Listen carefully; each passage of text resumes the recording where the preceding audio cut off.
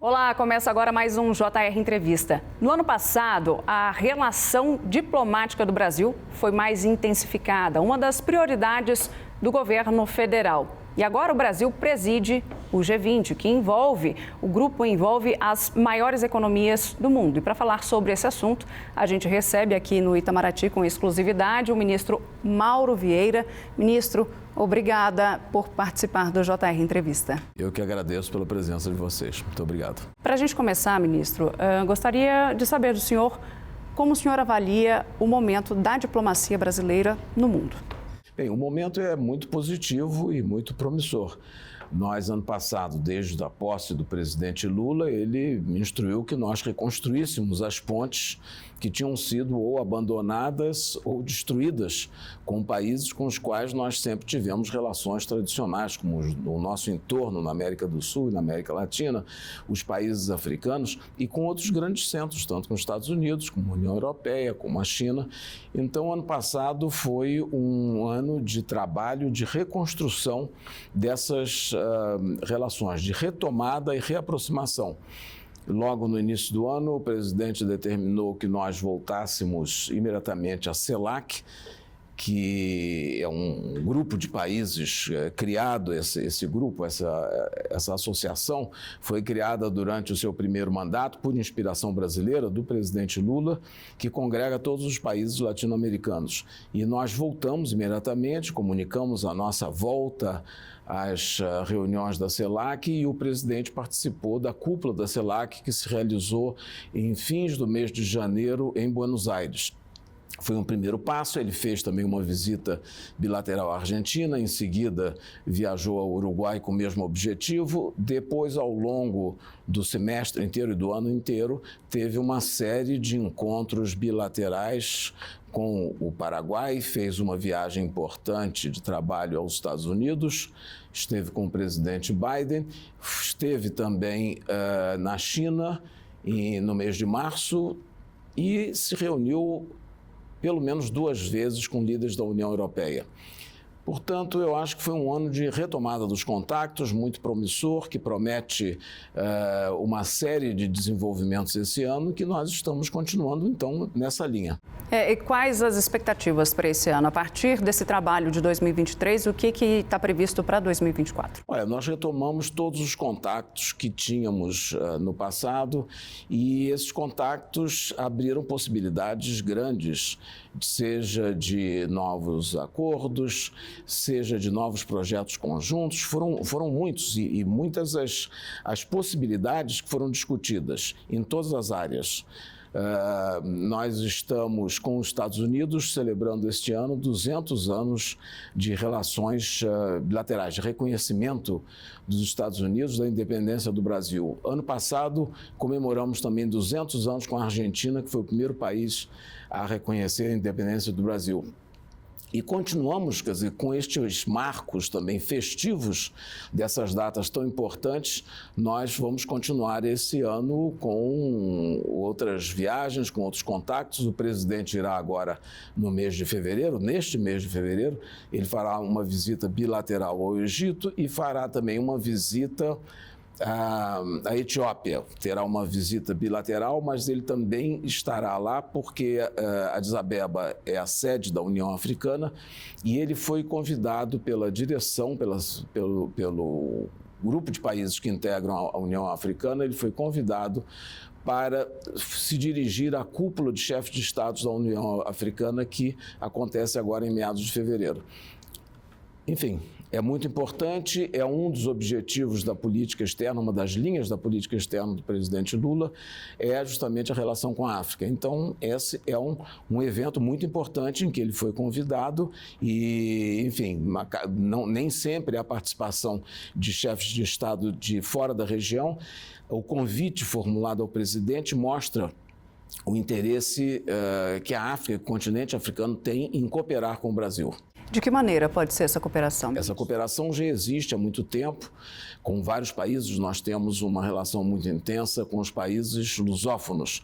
E é muito grande a ligação com Angola, com Moçambique, com os demais, como Guiné-Bissau, Cabo Verde, e também os que estão São Tomé e Príncipe, e os que estão fora, tem também Timor, fora do continente africano. Então, há uma cooperação muito grande, mas não só com os países de língua portuguesa. Nós temos uma concertação política com esses países, mas temos também programas e projetos de cooperação na área agrícola. Há um grande interesse, o continente africano tem condições climáticas e geológicas muito parecidas com a brasileira, tem muito interesse na área de cooperação através da Embrapa, no desenvolvimento de culturas importantes no combate à fome e também no combate à desigualdade. E também na área educacional, todos sempre manifestam interesse em ter com o Brasil programas de intercâmbios culturais e universitários, além, evidentemente, do intercâmbio comercial em si. Mas são grandes as perspectivas com a África, sem dúvida nenhuma. É o maior continente, com uma grande população, uma população jovem. Portanto, há uma perspectiva muito positiva. Levando em consideração essa questão comercial, a gente tem também o ponto comercial, né, um tratado comercial que já é negociado há anos entre Mercosul e União Europeia. A que ponto que está? Há algum impedimento, algum entrave, ministro? É verdade, esse acordo é negociado há 21 ou 22 anos. Mas houve recentemente um grande impulso. O Brasil, no semestre passado, na presidência do Mercosul, tinha a responsabilidade de coordenar essa negociação do lado do Mercosul e continuou nesse semestre por encargo dos outros países do Mercosul. E nós avançamos muito, temos possibilidade, sim, de concluir agora no mês de fevereiro, em curso, chegarmos a um acordo final com relação à parte comercial. Não é a assinatura do acordo, mas podemos fechar a negociação de todas as cláusulas comerciais do acordo, que depois terá todo um protocolo a seguir, tem que ser traduzido a todos os idiomas para assinatura. Mas nós estamos muito próximos, fizemos muitos progressos, negociamos e tivemos êxito em conseguir grande parte, ou praticamente todos os pontos que eram importantes para o Mercosul. O presidente da França, o senhor Macron, vem ao Brasil em março. Tem algum elo, alguma justificativa para tentar também fechar esse acordo entre União Europeia e Mercosul, já que a gente sabe que o Macron estava meio resistente, né? O presidente Macron será muito bem-vindo ao Brasil, ele tem uma ótima relação com o presidente Lula, já recebeu o presidente Lula em Paris e já encontrou o presidente Lula à margem de vários encontros, eu participei de vários desses. Ele vem porque nós temos uma relação bilateral muito intensa e muito antiga. É uma das mais importantes na Europa. Agora, a questão específica do acordo comercial Mercosul-União Europeia não é negociada individualmente pelos países, e sim pela União Europeia, pelo Conselho e pela Comissão. A Comissão negocia, o Conselho aprova, já deu o mandato, então esse é o espaço em que nós estamos negociando. Perfeito. O que o senhor, para a gente poder explicar para quem está em casa, o que o senhor quer dizer que a opinião de um determinado representante, né, do líder de um país, não influencia diretamente no resultado da negociação ali da União Europeia, é isso? Os países da União Europeia, os 27 integrantes, aprovam um mandato para negociar, para que a União Europeia negocie com todos os países com que eles concluem um acordo. E aí o acordo é negociado entre duas partes, entre o país, ou o bloco, que nesse caso é o Mercosul, que agora 5 países, com o ingresso da Bolívia, e do outro lado com a União Europeia, que reúne 27 países. Então, há um mandato, a comissão tem um mandato, tem uma autorização dos 27 chefes de Estado, dos 27 países, para negociar. E é nesse espaço, nesse âmbito que estamos fazendo a negociação. Está prevista também a visita do presidente da Espanha? O presidente do governo da Espanha, sim. Pedro Sánchez deve visitar o Brasil proximamente, agora no mês de abril, se não me engano, a data agora me escapa, mas sim está acertada essa visita para breve. A expectativa dessa visita, porque a gente vê autoridades vindo e autoridades fecham acordos. Não, há muitos acordos. A Espanha é muito favorável, inclusive a Espanha teve a presidência de turno da União Europeia no último semestre, quando o Brasil tinha do Mercosul. E o presidente do governo espanhol, o presidente Pedro Sánchez, foi sempre um entusiasta, apoiador e promotor dessa negociação. Então vamos aproveitar, e também temos laços intensos entre Brasil e Espanha, uma grande comunidade no Brasil, laços econômicos e comerciais, há muitas empresas espanholas no Brasil. Vai ser uma reunião para se passar em revista todo esse relacionamento e também a questão do acordo Mercosul-União Europeia, do qual o primeiro-ministro da Espanha, que tem o título de presidente do governo, que sempre foi um grande apoiador. Você pode acompanhar a nossa entrevista no Play Plus, nas nossas plataformas digitais, no R7, no Jornal da Record e também na Record News. Ministro, eu vejo o Brasil sempre em uma posição de mediador de conflitos. A gente pode observar o que aconteceu entre Israel e Palestina, também aqui entre Venezuela e Guiana. Esse é o papel do Brasil? Não é muito arriscado a gente estar no meio dessa negociação toda aí, não? Olha, o Brasil não se voluntaria para nenhuma posição. O Brasil é um país respeitado e é procurado e convidado a alguns papéis nesse sentido em que você indicou, de mediador ou de facilitador, mas pela sua projeção, pelo seu tamanho, pela sua diplomacia, pelas posições externas que defende, seja bilateralmente, seja nos âmbitos multilaterais, como ONU e outros, defende a paz, a cooperação, a solução pacífica das controvérsias, os princípios todos que regem a política externa e que estão no artigo 4 da Constituição de 1988. Um deles é a defesa do multilateralismo, dos direitos humanos, da integração regional. Por isso que nós somos tão veementes nessa meta, em perseguir essa meta, porque é um preceito constitucional.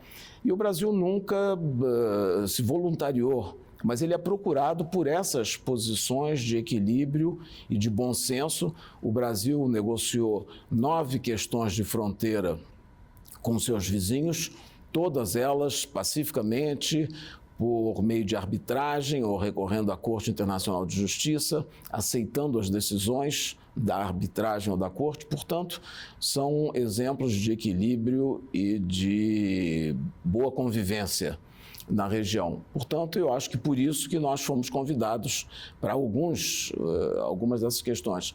Mas não fomos convidados e não queremos nos apresentar ou forçar a presença em várias questões. Por exemplo, você comentou a questão de Gaza, o conflito de Gaza. Nós lá só conversamos com as duas partes e, sobretudo, atuamos muito intensamente para o retorno de um pouco mais de 1.500 brasileiros que viviam ou em Israel, ou na Cisjordânia, ou em Gaza. E implementamos uma operação voltando em paz, em Itamaraty, junto com o Ministério da Defesa e a Aeronáutica, em que pudemos trazer 1.520 ou 1.530 brasileiros e seus dependentes que viviam nessas 3 regiões. Eu creio que é esse o papel que nós temos e chamou a atenção, evidentemente, porque nós, por sermos um país que falamos com todos, nós tivemos também condições de negociar a saída desses cidadãos brasileiros nessas 3, seja no território de Israel, da Cisjordânia, do Estado da Palestina, como da faixa de Gaza. Conversamos com os 3, com as partes envolvidas, com os países que têm presença também importante na região e tivemos uma operação com muito êxito de trazer de volta os brasileiros. O senhor considera que foi uma negociação difícil? Olha, toda negociação tem suas dificuldades e, evidentemente, com negociação de saída de um contingente desse tamanho, por mais que tenha sido feito ao longo de 12 ou 13 voos diferentes, mas isso envolveu, evidentemente, uma negociação e uma participação intensa das nossas embaixadas, seja na Palestina, seja em Israel, do Ministério também. Eu, pessoalmente, me envolvi muito, falei com o ministro do Exterior de Israel, falei com o ministro do Exterior da Palestina e do Egito, porque a saída era sempre do Egito. Portanto, as negociações são difíceis, porque, sobretudo, era tirar esse número de brasileiros num local, num ponto em que havia um conflito sério e de dimensões muito grandes. É evidente que isso envolveu riscos e envolveu também dificuldades, mas ficamos muito contentes que justamente esse papel que o Brasil tem de conciliador, por esse papel foi possível garantirmos a saída desses 1.530, mais ou menos, brasileiros que estavam lá. Ainda tem brasileiros lá? Há alguns ainda. No total 23, quer dizer, entre brasileiros 14 e 9 dependentes familiares que são palestinos ou de outras nacionalidades, mas que ainda estamos aos poucos. Há inclusive uma mãe que recém teve um bebê e já tinha 2 filhos, que não pôde sair nos voos anteriores porque estava às vésperas de dar à luz o bebê e não pôde viajar, mas agora estamos trabalhando e sairá. Agora, com relação à Venezuela e Guiana, o Brasil teme que sobre algum pouco desse conflito que está tentando se evitar ali, que sobre para o Brasil? Não, não é essa a questão. Nesse caso específico, foi uma proposta do presidente Lula na cúpula do Mercosul em dezembro, no Rio de Janeiro, que ele propôs que a CELAC, que é a Comunidade dos Estados Latino-Americanos e Caribenhos, que eu me referi no início, criado pelo Brasil e os demais países da região, mas com uma grande contribuição brasileira e proposta brasileira, o presidente Lula propôs que a CELAC mediasse a questão entre a Venezuela e a Guiana. O que foi feito, o presidente de turno da CELAC é o primeiro-ministro de São Vicente e Granadinas, Ralph Gonçalves, convidou os 2 presidentes, Venezuela e Guiana, que se deslocaram a São Vicente para ter um dia inteiro de conversas para aplanar o caminho para uma solução. E o presidente designou o seu assessor internacional, o ex-ministro Celso Amorim, para acompanhar esse encontro. Foi muito bem sucedido, houve uma grande, ampla troca de informações para se conhecer melhor as posições de cada um. Ficou acertado que haveria, nessa ocasião, a pedido das 2 partes, uma nova fase que seria conduzida pelos ministros do exterior dos 2 países, no Brasil, na presença do ministro do Exterior do Brasil, com a presença também de um representante da ONU e um representante da CELAC. E isso aconteceu na semana passada, aqui em Brasília. Eu tive o prazer e a honra de receber as 2 delegações, chefiadas pelos ministros. Nos reunimos durante um dia inteiro para conhecer melhor as questões, como cada um via esse diferendo de fronteira e, sobretudo, explorar aspectos positivos, itens positivos, para uma criação de confiança entre as 2 partes e preparar novas etapas desse encontro de ministros que depois se reportarão aos presidentes. Eu acho que aí sim, quer dizer, o Brasil foi convidado a ajudar a colaborar como facilitador desse diálogo e fizemos isso porque entendemos que é importante em qualquer região do mundo, sobretudo sendo 2 países tão grandes e vizinhos imediatos do Brasil. Brasil, indo para o outro extremo agora também, Brasil esteve já num diálogo mais próximo também com o presidente da Rússia, Vladimir Putin, e também tentou aproximação com o presidente da Ucrânia. O Brasil deu uma recuada nesse diálogo? Porque já são mais de 2 anos de guerra, quase 2 anos de guerra. Né? Não, o Brasil não recuou. De forma alguma, nós fomos procurados pelas partes. Ontem mesmo eu falei por telefone com o ministro do Exterior da Ucrânia e o presidente Lula enviou tanto a Moscou como a Kiev, o seu assessor especial para temas internacionais, o embaixador Celso Amorim, que foi conversar com os dois lados sobre a questão do conflito. E eu devo dizer que o presidente Lula, quando o conflito começou, ele ainda não era presidente, nem presidente eleito. Foi em fevereiro de 22. E ele se manifestou imediatamente contra a guerra, pedindo o fim da guerra, e ele, depois de tomar posse, continuou se pronunciando contra a guerra e a favor da paz. E ele, desde o início, disse que deveria haver um movimento dos países que falam com as duas partes que pudessem criar um espaço, criar um ambiente em que se pudesse negociar uma solução que pusesse fim a essa guerra, a esse conflito. E essa é a nossa posição e assim continua sendo. Mas não nos afastamos, conversamos com os dois lados, sempre que possível, emitimos a nossa opinião de que deve haver um esforço de entendimento. Existe uma consulta, um mecanismo de consulta entre vários países, a União Europeia, Estados Unidos, em apoio à Ucrânia, discutindo um plano de paz apresentado pela Ucrânia. Nós participamos nessas conversas e, mais uma vez, pela presença do ministro Celso Amorim, e nós sempre manifestamos o desejo de que esse mecanismo se amplie para chegar a conversar com o outro lado envolvido também, que é a Rússia. Nós vamos agora para um rápido intervalo e daqui a pouco o JR Entrevista está de volta. Olá, o JR Entrevista está de volta e comigo o ministro de Relações Exteriores do Brasil, Mauro Vieira. Ministro, para retomarmos a nossa conversa, Brasil e China têm cada vez mais intensificado as relações comerciais.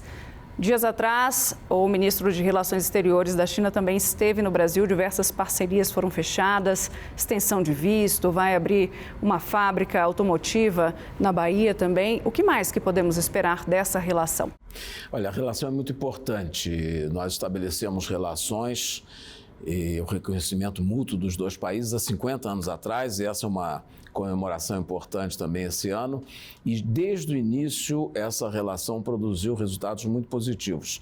Desde o início, logo no início desse período da relação, com 2 anos de estabelecidas as relações, assinamos um importante acordo de cooperação na área espacial. Para a construção, estamos no 7º satélite de observação da Terra, que é um instrumento muito importante para acompanhar questões climáticas, questões de incêndios na Amazônia. Quer dizer, só com esses 2 exemplos já se tem a relevância. Mas há muitos outros acordos e parcerias também na área universitária, na área de saúde, de vacinas. Há uma quantidade muito grande de aspectos que levam ao conhecimento e entrosamento maior e a um grande comércio. Desde 2009, a China é o primeiro parceiro comercial do Brasil. Temos um comércio bilateral que atinge 180 bilhões de dólares por ano. É de longe o maior corrente de comércio do Brasil.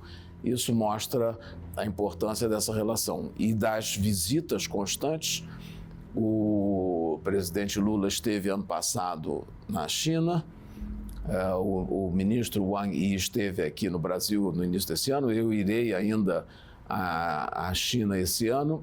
Nós temos todos os anos a reunião da COSBAN, que é a Comissão Sino-Brasileira de Cooperação, que é presidida pelos vice-presidentes. O presidente Alckmin viajará em junho deste ano, porque esse ano deve se realizar na China. E no final do ano, em novembro, na cúpula do G20 no Rio de Janeiro, o presidente Xi Jinping participará da reunião e fará uma visita ao Brasil. E ele normalmente não participa, ele não vai às reuniões do G20, mas virá porque é no Brasil e para fazer essa visita bilateral, mostrando, portanto, a intensidade dessa nossa relação. É uma retribuição. Exatamente, é uma continuação da relação tão importante, intensa e reconhecida dessa forma pelos dois lados. O que podemos esperar do G20 esse ano no Brasil? Bom, o G20 é um organismo que foi criado no momento de crise, da grande crise financeira, e que se fortaleceu e cresceu muito nesse período.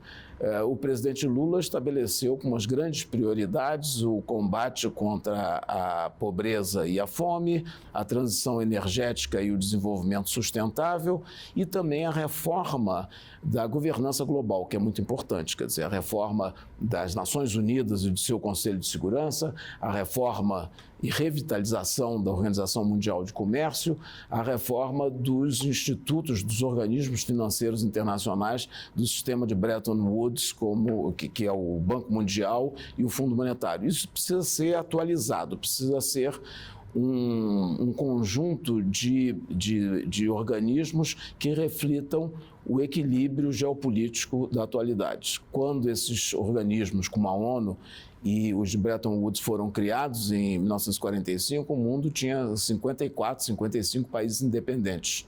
Hoje, os membros da ONU são 193. Portanto, muitos não estão representados, como a América Latina, como países africanos, não há nenhum membro permanente. E também na Ásia há muitos, um país como a Índia, tão importante, não está também. Por isso que nós defendemos essas metas. Ministro, para encerrarmos, gostaria de saber a que ponto está a negociação entre Brasil e Paraguai a respeito de Itaipu.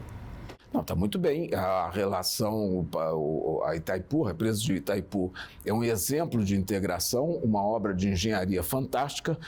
É a maior empresa hidrelétrica do mundo e nós temos essa empresa em funcionamento, quer dizer, do período da construção até hoje são 50 anos. E todos os anos temos negociações da operação da empresa, é o que estamos fazendo e fazemos todos os anos. Eu mesmo estou viajando até Itaipu com o ministro das Minas e Energias na próxima semana para continuarmos essas negociações com a parte do Paraguai. O que o Brasil pretende propor?